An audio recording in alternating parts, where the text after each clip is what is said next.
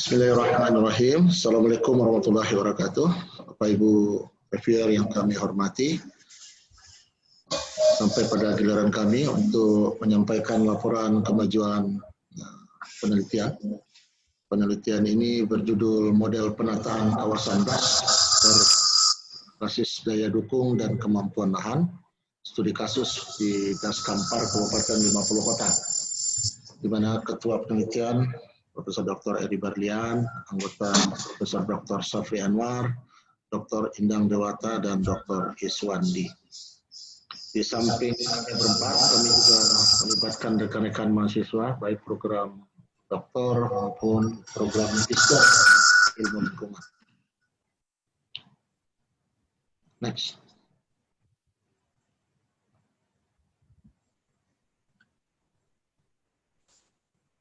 Ini waktu kami berada di lokasi, beberapa foto yang sempat kami ambil.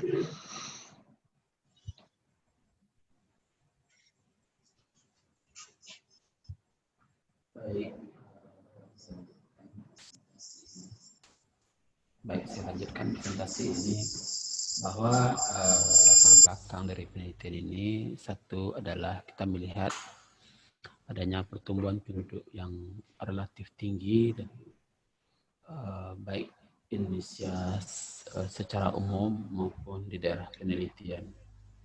Ketika pertumbuhan penduduk yang tinggi ini secara tidak langsung berdampak terhadap kerusakan lahan, degradasi lingkungan, dan pada akhirnya akan menjadi bencana lingkungan.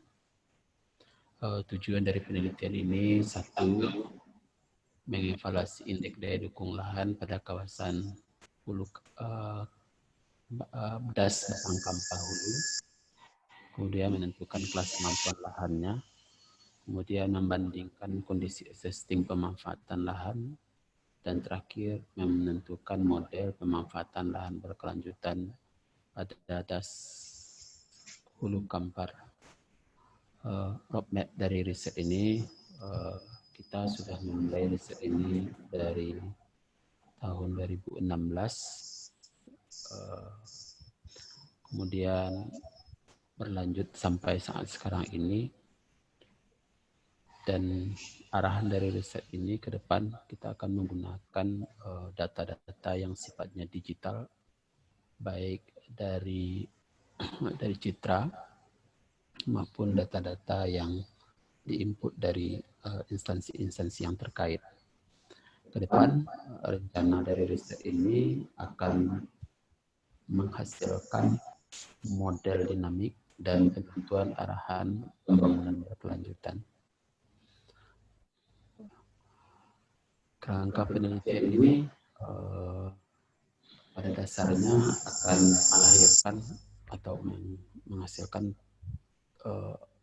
beberapa bagian, antara lain jurnal internasional, berreputasi, kemudian proceeding yang terindeks, kemudian haki, bahan seminar, bahan ajar, dan menjadi buku ajar.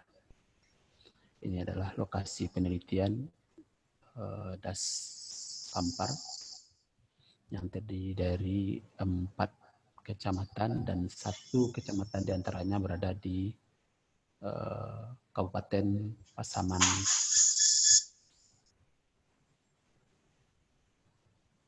Dan hasil dari penelitian ini, sekitar 55% wilayah DAS Kampar ini memiliki indeks daya dukung rendah. Sekitar 30% memiliki indeks sedang, dan sisanya memiliki indeks daya dukung tinggi. Artinya dari sisi daya dukung, Kampar ini sebagian besar terkategori rendah. Oleh sebab itu, untuk pengelolaannya dan pemanfaatan lahan pada DAS Kampar bagian hulu ini tentu dituntut kehati-hatiannya. Karena DAS Kampar ini terkait juga dengan aliran listrik pada kawasan Sumatera Riau dan Jambi.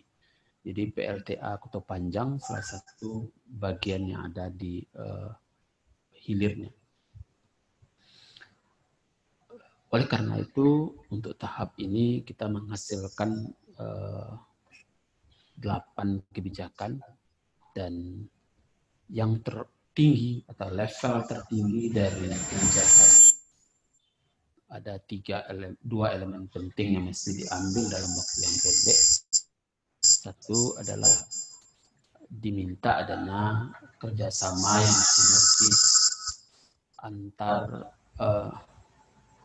lembaga yang terkait, dan yang kedua perlunya penyusunan regulasi dan sanksi yang tegas terhadap kerusakan lingkungan pada das hulu Kampar ini.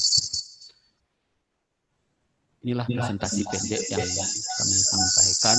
Insya Allah output dari penelitian ini, satu, kami akan memasukkan pada jurnal internasional Q3, minimal Q3, kemudian memasukkan pada proceeding internasional yang insya Allah dalam waktu dekat ini Ilmu Lingkungan akan mengadakan sebagai tuan rumah untuk seminar internasional, kemudian menjadi buku ajar dan bahan ajar pada perkuliahan S3, dan insya Allah tahun ini akan kami selesaikan haki dari penelitian ini.